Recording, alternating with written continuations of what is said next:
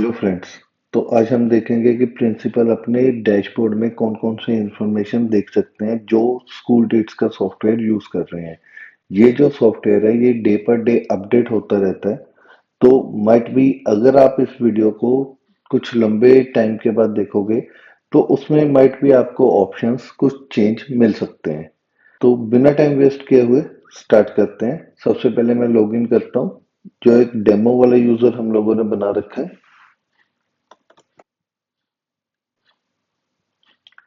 तो जैसे ही प्रिंसिपल अपना यूजर लॉगिन करेंगे तो सबसे पहले जो है वो उनको अपना डैशबोर्ड ही दिखाई देगा।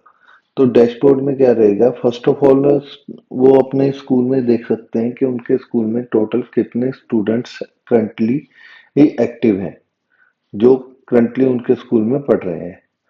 सेकंड ऑप्शन में आता है कि न्यू एडमिशन्स कितनी हुई हैं इस करंट सेशन में। एक उनके एडमिशन्स कितनी हुई है और नए बच्चे कितने आए हैं। पुराने जो पढ़ रहे हैं वो इसमें काउंट नहीं हो रहे। तो इस साल जिन बच्चों ने न्यू एडमिशन लिया है किसी और स्कूल से आए हैं वो यहाँ पे कैलकुलेट होके ऑटोमेटिकली उनको मिल जाएंगे।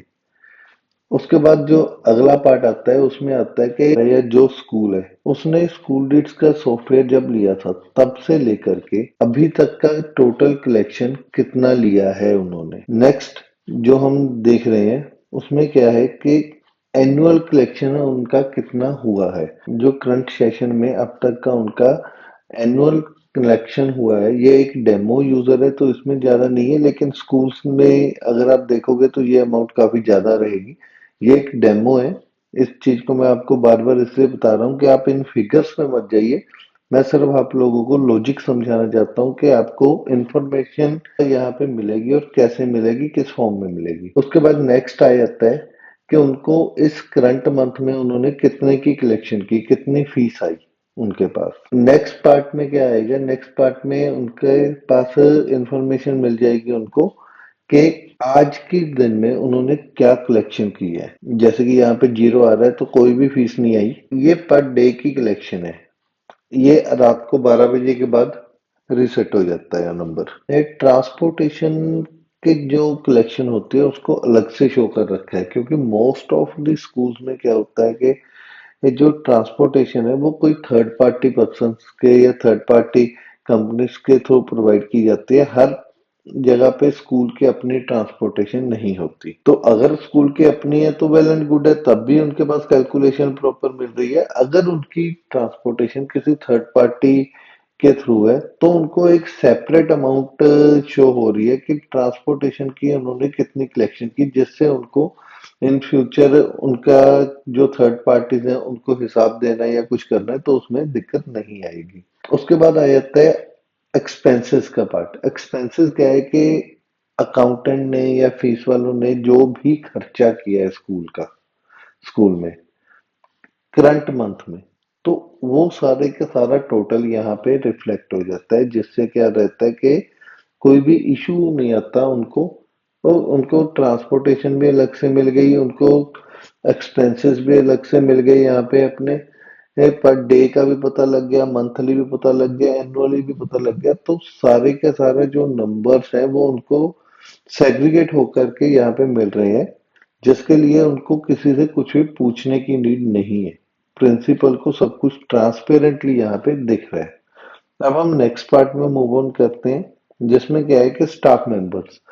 तो हर स्कूल का अपना अपना स्टाफ होता है। यहाँ पे क्या है, जैसे मान लीजिए कि कोई नया प्रिंसिपल आया या किसी नए पर्सन ने एडमिन के तौर पे ज्वाइन किया तो उसको यहीं से उसकी सारी इंफॉर्मेशन मिल जाएगी कि स्कूल में कितने फीस लेने वाले हैं, कितने अकाउंटेंट हैं या कितने टीचर्स हैं, कितने रिसेप्शनिस्ट हैं। तो यहाँ पे सारी की सारी इंफॉर्मेशन एक ही जगह पे उनको मिल जाएगी करंटली। उसके बाद आज हमारे स्कूल में कौन कौन सा स्टाफ प्रेजेंट है, कितना स्टाफ प्रेजेंट है, वो यहाँ पे दिख जाएगा। ये डेमो यूजर है तो इसमें हमने कोई अभी अटेंडेंस मार्क नहीं करी हुई है, तो यहाँ पे आपको नोट टेकन आ रहा है। अदरवाइज जैसे जैसे इसमें अटेंडेंस मार्क करी जाएगी तो यहाँ पे वो रिफ्लेक्ट होने लग जाएगी। नेक्स्ट पार्ट में आपको ग्राफिकल फॉर्म में जो है प्रिंसिपल को ये पता लग जाएगा कि कौन सी क्लास में कितने स्टूडेंट्स का बैच है। तो यहाँ पे आपको ग्राफिकल फॉर्म में वो मिल जाएगा। उसके बाद जैसे आपको ऊपर मैंने यहाँ पे बताया कि यहाँ पे स्टाफ अटेंडेंस शो होगी, सिमिलरली वैसे ही यहाँ पे जो रहेगी वो स्टूडेंट्स के अटेंडेंस शो होगी ग्राफिकल फॉर्म में, जैसे कि ये दिखा रखा है कि कितने स्टूडेंट हैं पर क्लास। सिमिलरली यहाँ पे अटेंडेंस शो होगी।